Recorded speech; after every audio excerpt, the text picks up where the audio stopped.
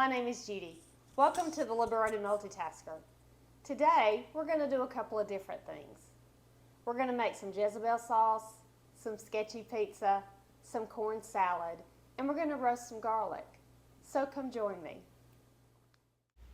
Our recipe for the corn salad calls for 2 cans of shoe peg corn, drained.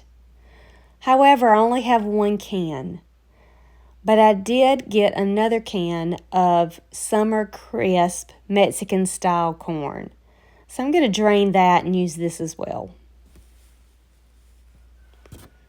We're going to scoop all that out, and then we're going to add 8 ounces of cubed sharp cheddar cheese. Now we're going to add 4 ounces of sour cream. Let's scoop this out. And now we're going to add 2 tablespoons of mayonnaise. Our next ingredient will be tomatoes. The recipe calls for 2. I had some cherry tomatoes, and so I just quartered those and added those in. Then we're going to add a bunch of green onions, chopped. I'm going to scoop all that out. And now we're going to add 2 teaspoons of apple cider vinegar. Next is my first pepper I've harvested from my garden this season. It's a Marconi red pepper, and I've chopped it up. They usually get a lot bigger, but it's perfectly fine to use them in the place of a green bell pepper. Now we're going to mix all these ingredients, hopefully without spilling everything on the counter. Obviously, I'm going to make a mess. And just get it all mixed up really well. This salad is just really easy. It's great for a side or even as a dip with some Frito chips. It's just a little taste of summer. Now we just salt and pepper to taste and mix it up some more. Almost done. Look how delicious that looks. I'm going to put this in the refrigerator and have it with our next meal. Now for the Jezebel sauce. We're going to start off with 18 ounces of apple jelly. We're just going to scoop all that in. And then our next ingredient is going to be 18 ounces of pineapple preserves.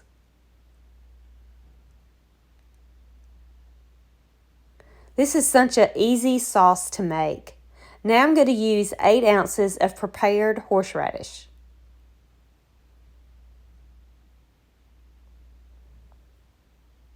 One tablespoon of dry mustard and a teaspoon of black pepper. And you just mix it all up. Now, a friend of mine told me about this recipe. I'd never heard of it, neither had my husband. She gave me the recipe, but I also found some from Pinterest. So I combined 2 different recipes so I wouldn't have any extra jelly or preserves or horseradish. This is great for over cream cheese as a dip. It's a great dipping sauce for pork. I really hope you give it a try. Doesn't that look yummy? I'm going to freeze some as well because we won't go through all of this. So the first thing we need to do is preheat our oven to 375 degrees. I've got my Pampered Chef bar pan, and we're going to need 2 crescent rolls. Once again, this is a recipe I got from a friend.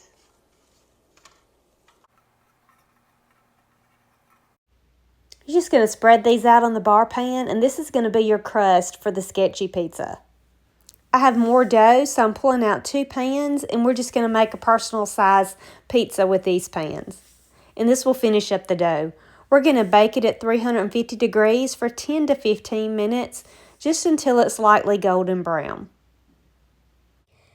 Now to make our pizza sauce, we're going to need 2 8-ounce packages of cream cheese, softened. And then we're going to need some ranch dressing mix. You can use a packet. I'm going to use this ranch dressing mix from Azure Standard. I'm going to use 2 tablespoons. Then I'm going to mix that up well, and then I'm going to put that to the side.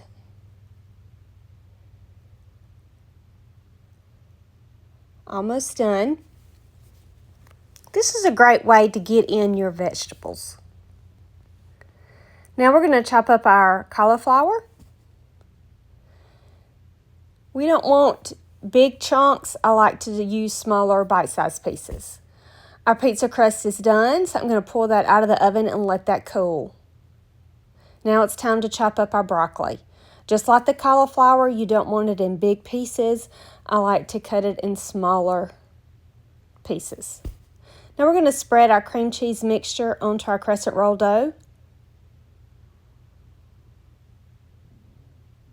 Just going to use a couple of globs and then spread it evenly to cover all the crust.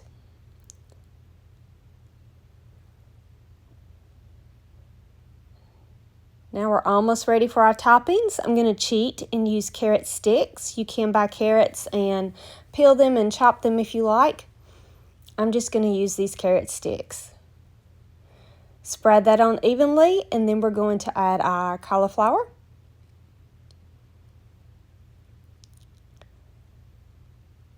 And last but not least, we're going to add our broccoli. This is such a pretty vegetable pizza. So we're almost done. And there you have it, Sketchy Pizza.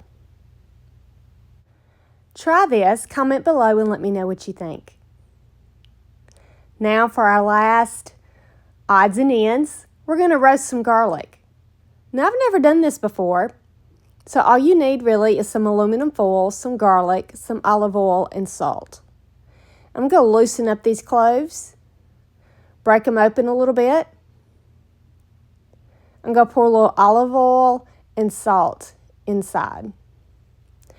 Now, you're supposed to cut the top about 1/4 inch to 1/2 inch off the top before you do the olive oil and salt. I did not. It works out fine, but it does make the process at the end a little more tedious. So I would suggest cutting off the top 1/4 of the clove before you add your olive oil and salt and wrap it in foil. Then you're going to want to bake this at 400 degrees for anywhere from 30 to 45 minutes.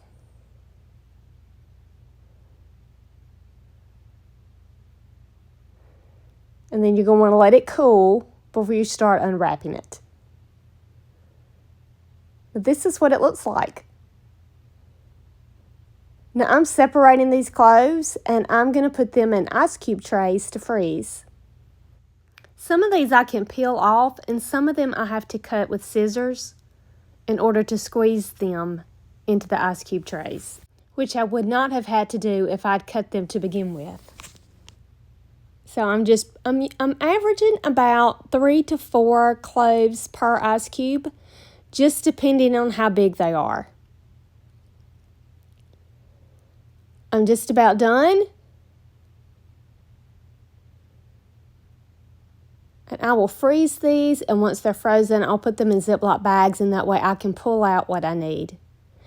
I hope you've enjoyed this video. Please like, share, and subscribe. And I really hope to see you soon.